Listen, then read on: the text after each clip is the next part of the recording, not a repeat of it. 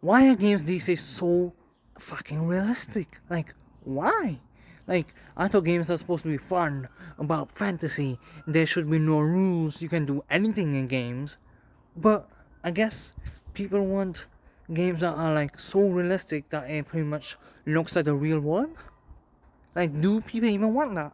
Because I don't want that. I like stylized games because they feel more realistic than games that are trying to portray real life.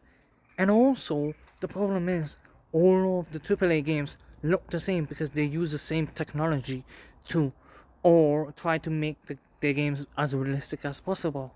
Like, okay, sure, there are games that are supposed to be realistic, are supposed to have graphics that are realistic, but then there are games that don't need to have these realistic graphics, these crazy technologies, and just trying to say, oh, we have these technologies, so buy our game, because the main idea of the game is not that unique. And I think that's why indie games are performing really well, because they don't need to spend a lot of money or have a lot of knowledge to try to make the game as realistic as possible. They can make games that are cheap because they use a style because they stylize the game, and they don't need to try to make the game as realistic as possible.